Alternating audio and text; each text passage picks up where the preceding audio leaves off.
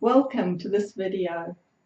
Today I want to tell you my story, and then at the end I'm going to want to know about your story as well, because you've all got your story the same as me, but I'll tell you more about that at the end of the video. Now, the reason that I wanted to tell you my story is so that you understand why I've got this blog and why I'm so passionate about the low Fodmap diet as a solution for irritable bowel syndrome.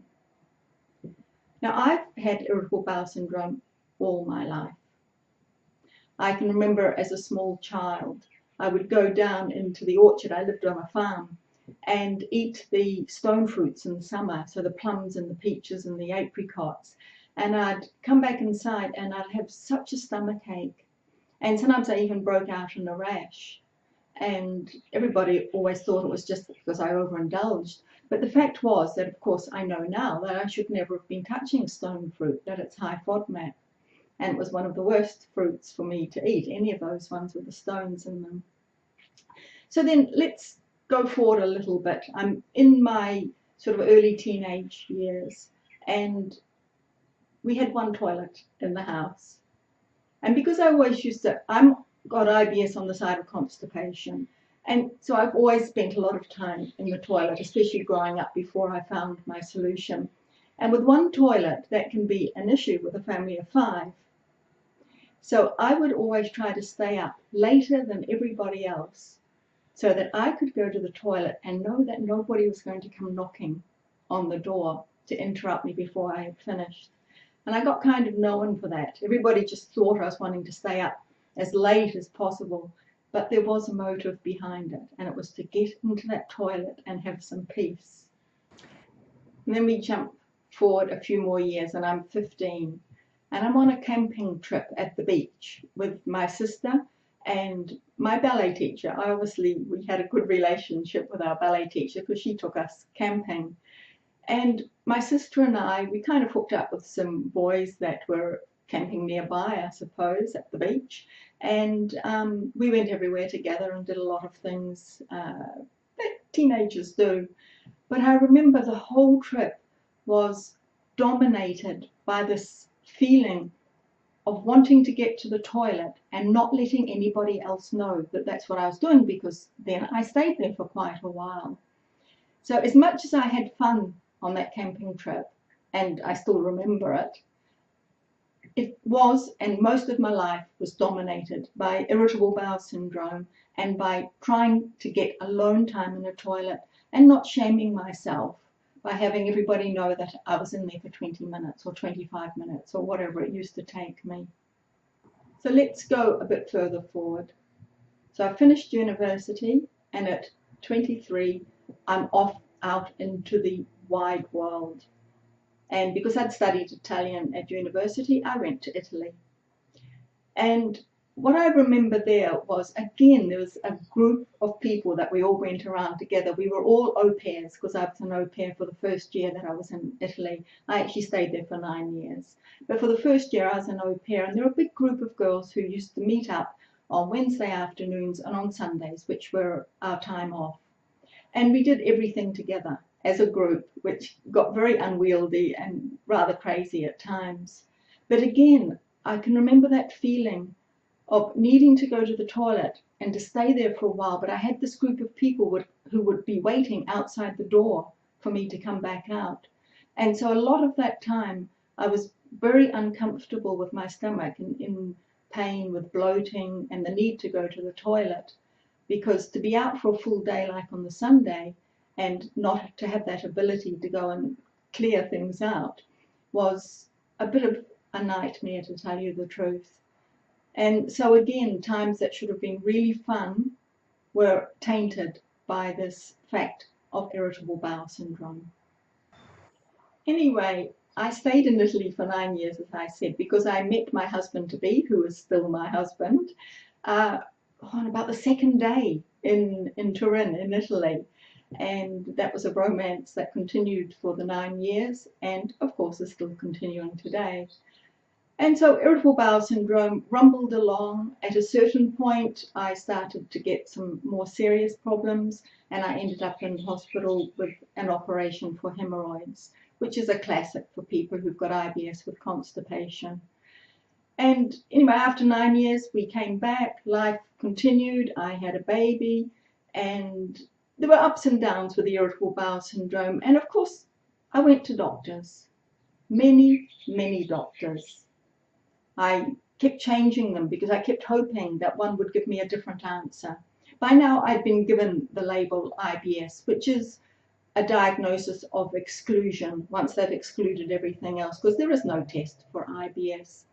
And I was very reluctant to believe it because there's no cure for IBS, and there still is no cure for IBS. But anyway, I kept hoping maybe that I'd get a different diagnosis, or that one of the doctors would tell me what to do about it. Because consistently, they tried to give me these fiber products that would make my constipation better, but which in fact made me sicker. They always really upset my stomach. And that almost consistently was the advice they gave. Really, to go away and live with it. And if you want to take some fiber supplements, take some fiber supplements. So let's jump forward to 2006, and my father died of cancer. Now, IBS can be caused by a very stressful period. But if you already have IBS, it can kick it up a notch, and I'm talking about a big notch, and that's exactly what happened to me. It seemed very unfair at the time that I was already dealing with this tragedy and that I had even more problems than I'd ever had in my life before. So I started going to doctors again, of course, and I must have tried 3, 4, maybe 5 in a short period of time trying to find an answer. And one day I was feeling really, really miserable, so I Googled my symptoms yet once again, because I seemed to spend a life Googling my symptoms, and this low Fodmap diet kind of came across my horizon, and I realized I'd seen it before in some of my Googling, but I dismissed it because it was such a complicated looking diet, and surely you couldn't have problems with so many foods. But this time, because I was feeling so miserable, I decided to go a bit further into it.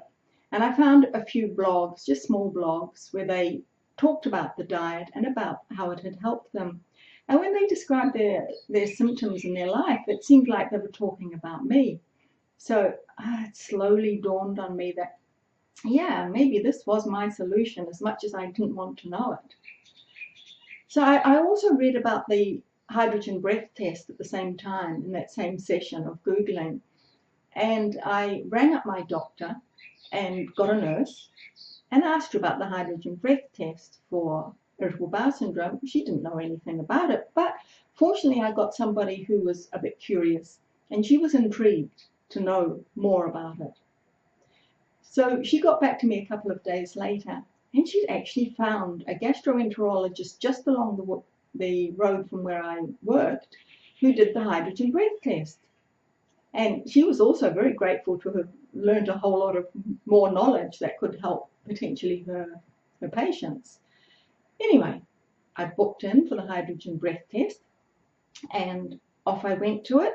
Now, it's not that simple. I've actually made a video about this, because you have to go 3 times in 3 different days, about a week apart, and you have to be there for 3 hours. So I had to take quite a bit of time off work in order to do this. So the only ones in New Zealand, anyway, that they test for of the FODMAPs are lactose and fructose.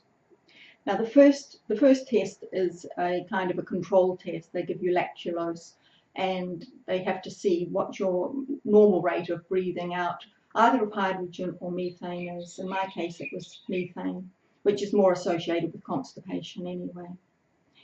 And then on the second time, they gave me this big glass of really, really sickly drink, which was fructose. And that made me as sick as a dog. And in fact, they had to, in the end, because we were all sitting around in the reception, all the people who were doing the hydrogen breath test, they had to take me into the recovery room. I was feeling so bad, which kind of told me, yeah, I've got a problem with fructose. But we continued with the test, and it was sent off.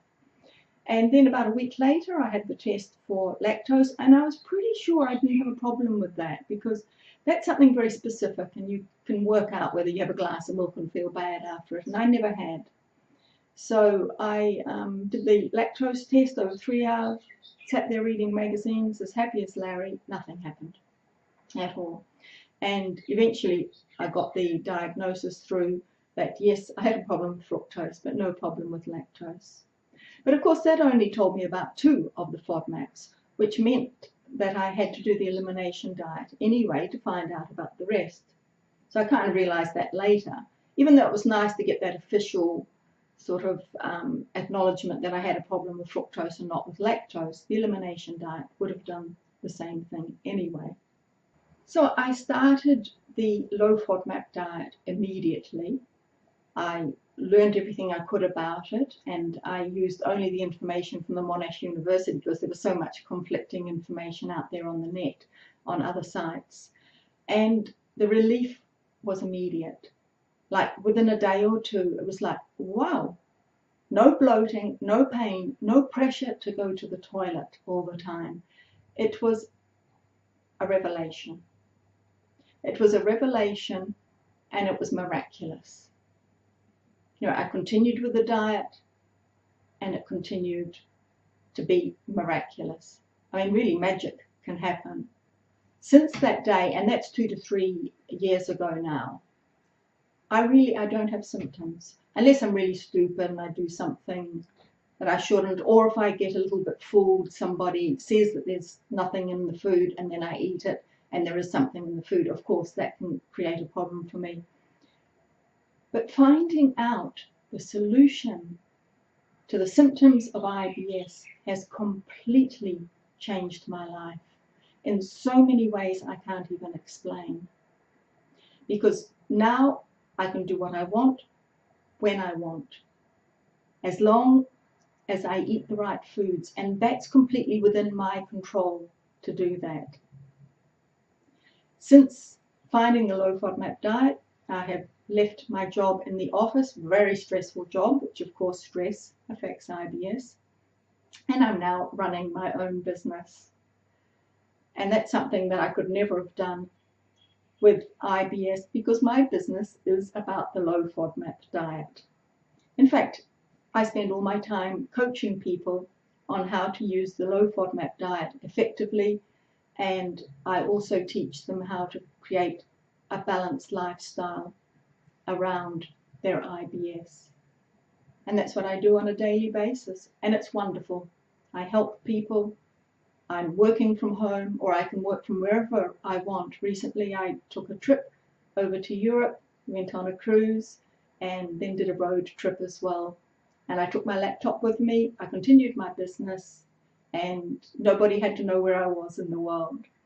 So things are so different. I can't believe how different. And I want this for you as well. And now that you've found my blog and that you've subscribed, you're going to be on this path towards great health too. But what I want you to do right now is I want you to email me. Or you can leave a comment below if you like, but I know a lot of people are very private about their gut problems. So I'd like you to email me, and I'll put a link down below where you can email me just to tell me your story. I get a lot of emails from people telling me their story, but I want to know yours. I want to know your name and I want to know your story and put them together so that when I see you comment on my blog or if you email me again, I know who you are. And this way we can work together towards a much better future for you. All right, so now it's your turn.